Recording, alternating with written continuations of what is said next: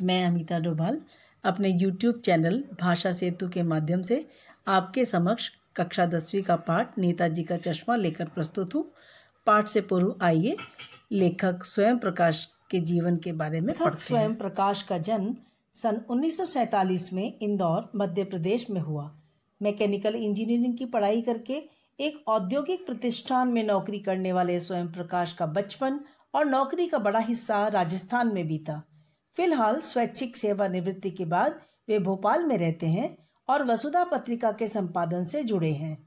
8वें दशक में उभरे स्वयं प्रकाश आज समकालीन कहानी के महत्वपूर्ण हस्ताक्षर हैं। उनके 13 कहानी संग्रह प्रकाशित हो चुके हैं, जिनमें सूरज कब निकलेगा, आएंगे अच्छे दिन भी, आदमी जात का आदमी और संधान उल्लेखनीय है। उनके बीच में विनय और ईंधन उपन्यास चर्चित रहे हैं। उन्हें पहल सम्मान, बनमाली पुरस्कार, राजस्थान साहित्य अकादमी पुरस्कार आदि पुरस्कारों से पुरस्कृत किया जा चुका है। मध्यवर्गीय जीवन के कुशल चितेरे स्वयं प्रकाश की कहानियों में वर्ग शोषण के विरुद्ध चेतना है, तो हमारे सामाजिक जीवन में जाति, संप्रदाय और लिंग के आधार पर हो रहे भेदभाव के खिलाफ प्रतिकार का स्वर भी है। रोचक किस्सा गोई शैली में लिखी गई उनकी कहानियां हिंदी की वाचिक परंपरा को समृद्ध करती है। पाठ से पहले मूल भाव पढ़ते हैं। चारों ओर सीमाओं से घिरे भूभाग का नाम ही देश नहीं होता। देश बनता है उसमें रहने वाले सभी नागरिकों, नदियों, पहाड़ों, पेड़ पौधों, वनस्पतियों, पशु पक्षियों से और इन सब से प्रेम करने तथा इनकी समृद्धि के लिए प्रयास करने का नाम देशभक्ति है। नेताजी का चश्मा कहानी कैप्टन चश्मे वाले के माध्यम से देश के करोड़ों नागरिकों के योगदान को रेखांकित करती है, जो इस देश के निर्माण में अपने अपने तरीके से सहयोग करते हैं। कहानी यह कहती है कि बड़े ही नहीं, बच्चे भी इसमें शामिल हैं। नेताजी का चश्मा। हालदार साहब को हर 15वें दिन कंपनी के काम के सिलसिले में उस कस्बे से गुजरना पड़ता था।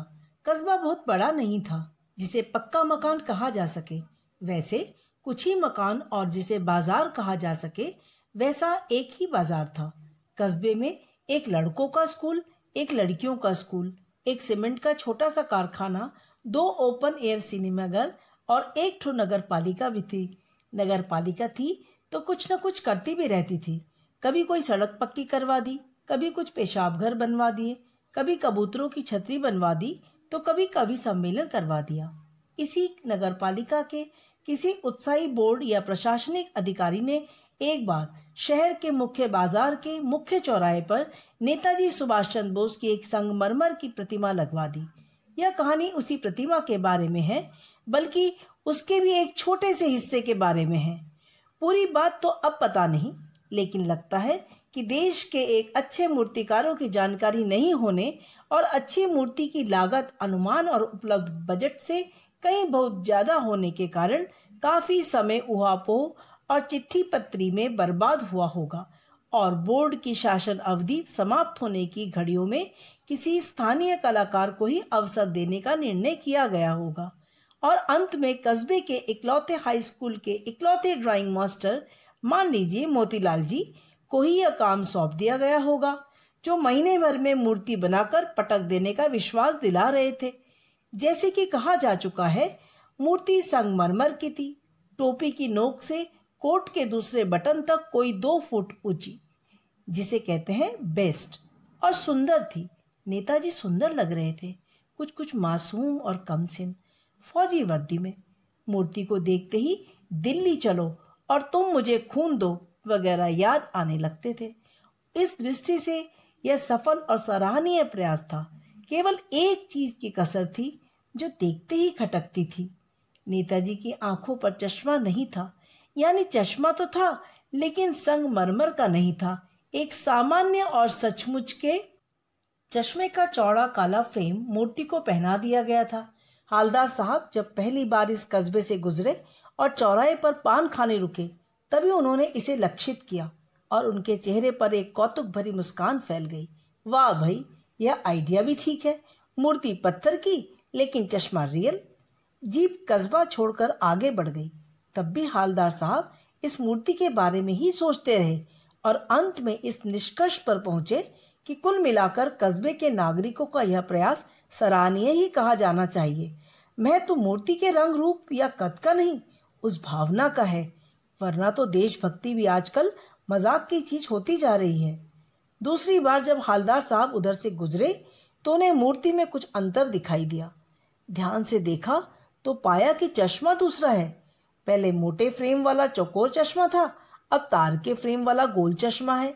हालदार साहब का कौतुक और बढ़ा। वाह भाई, क्या आइडिया है। मूर्ति कपड़े नहीं बदल सकती, लेकिन चश्मा तो बदल ही सकती है। तीसरी बार फिर नया चश्मा था।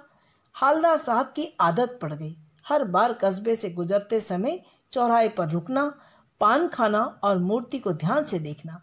एक बार जब कौतूहल दुर्दमनीय हो उठा तो पान वाले से पूछ ही लिया, क्यों भाई, क्या बात है, यह तुम्हारे नेताजी का चश्मा हर बार बदल कैसे जाता है? पान वाले के खुद के मुंह में पान ठुसा हुआ था। वह एक काला, मोटा और खुश मिजाज आदमी था। हालदार साहब का प्रश्न सुनकर वह आंखों ही आंखों में हंसा। उसकी तोंद थिरकी। पीछे घूमकर उसने दुकान के नीचे पान थूका और अपनी लाल काली बत्ती सी दिखाकर बोला, कैप्टन चश्मे वाला करता है। क्या करता है? हालदार साहब कुछ समझ नहीं पाए। चश्मा चेंज कर देता है, पान वाले ने समझाया। क्या मतलब? क्यों चेंज कर देता है? हालदार साहब अब भी नहीं समझ पाए।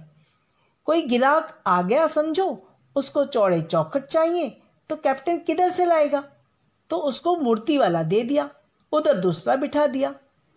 अब हालदार साहब को बात कुछ कुछ समझ में आई। एक चश्मे वाला है जिसका नाम कैप्टन है। उसे नेताजी के बगैर चश्मे वाली मूर्ति बुरी लगती है, बल्कि आहत करती है, मानो चश्मे के बगैर नेताजी को असुविधा हो रही हो। इसलिए वह अपनी छोटी सी दुकान में उपलब्ध गिने चुने फ्रेमों में से एक नेताजी की मूर्ति पर फिट कर देता है। लेकिन जब कोई ग्राहक आता है और उसे वैसे ही फ्रेम की दरकार होती है जैसा मूर्ति पर लगा है, तो कैप्टन चश्मे वाला मूर्ति पर लगा फ्रेम संभवतः नेताजी से क्षमा मांगते हुए लाकर ग्राहक को दे देता है और बाद में नेताजी को दूसरा फ्रेम लौटा देता है। वाह भाई, खूब, क्या आइडिया है। लेकिन भाई, एक बात अभी भी समझ में नहीं आई। हालदार साहब ने पान वाले से फिर पूछा, नेताजी का ओरिजिनल चश्मा कहाँ गया? पान वाला दूसरा पान मुंह में ठूस चुका था।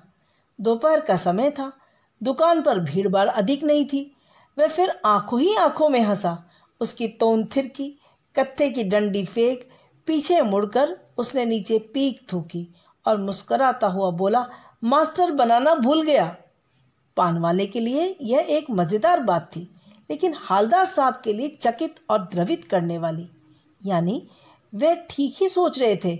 मूर्ति के नीचे लिखा मूर्तिकार मास्टर मोतीलाल वाकई कस्बे का अध्यापक था। बेचारे ने महीने भर में मूर्ति बनाकर पटक देने का वादा कर दिया होगा, बना भी ली होगी, लेकिन पत्थर में पारदर्शी चश्मा कैसे बनाया जाए, कांच वाला, यह तय नहीं कर पाया होगा।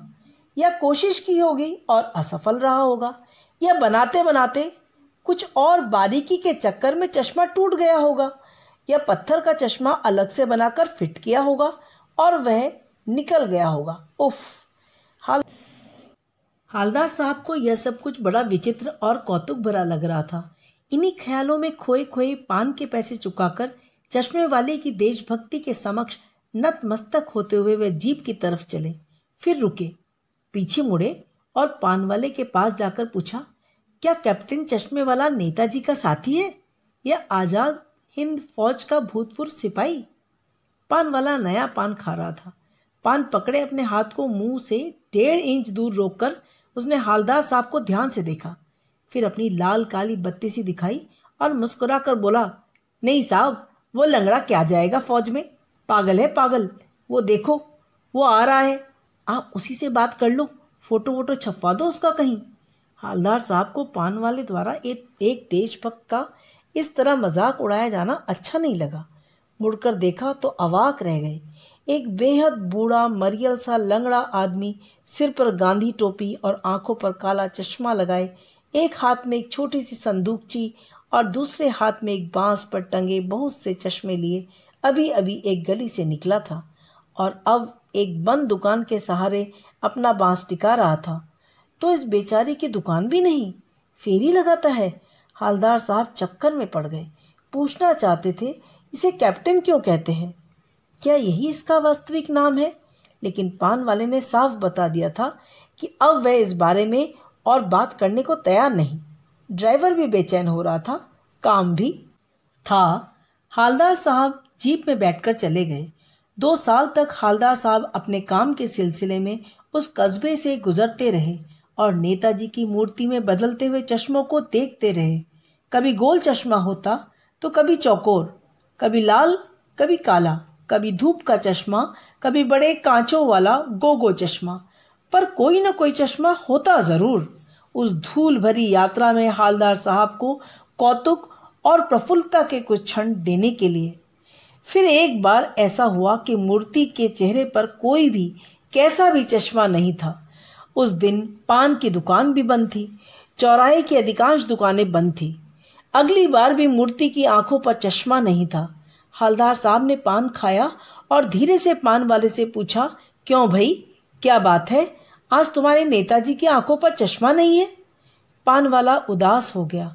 उसने पीछे मुड़कर मुंह का पान नीचे थूका और सिर झुकाकर अपनी धोती के सिरे से आंखें पोंछता हुआ बोला, साहब कैप्टन मर गया। और कुछ नहीं पूछ पाए हालदार साहब। कुछ पल चुपचाप खड़े रहे, फिर पान के पैसे चुकाकर जीप में आ बैठे और रवाना हो गए। बार बार सोचते क्या होगा उस कौम का जो अपने देश की खातिर घर गृहस्थी, जवानी, जिंदगी सब कुछ होम कर देने वालों पर भी हंसती है और अपने लिए बिकने के मौके ढूंढती है। दुखी हो गए। 15 दिन बाद फिर उसी कस्बे से गुजरे। कस्बे में घुसने से पहले ही ख्याल आया कि कस्बे की हृदय स्थली में सुभाष की प्रतिमा अवश्य ही प्रतिष्ठापित होगी, लेकिन सुभाष की आंखों पर चश्मा नहीं होगा, क्योंकि मास्टर बनाना भूल गया और कैप्टन मर गया। सोचा आज वहां रुकेंगे नहीं, पान भी नहीं खाएंगे, मूर्ति की तरफ देखेंगे भी नहीं, सीधे निकल जाएंगे। ड्राइवर से कह दिया, चौराहे पर रुकना नहीं, आज बहुत काम है, पान आगे कहीं खा लेंगे। लेकिन आदत से मजबूर आंखें चौराहा आते ही मूर्ति की तरफ उठ गई। कुछ ऐसा देखा कि चीखे, रोको। जीप स्पीड में थी। ड्राइवर ने जोर से ब्रेक मारे। रास्ता चलते लोग देखने लगे। जीप रुकते न रुकते हालदार साहब जीप से कूदकर तेज तेज कदमों से मूर्ति की तरफ लपके और उसके ठीक सामने जाकर अटेंशन में खड़े हो गए। मूर्ति की आंखों पर सरकंडे से बना छोटा सा चश्मा रखा हुआ था, जैसे बच्चे बना लेते हैं। हालदार साहब भावुक हैं, इतनी सी बात पर उनकी आंखें भर आई। नेताजी का चश्मा भाग 2 में मिलते हैं पाठ की सारगर्भित वीडियो के साथ।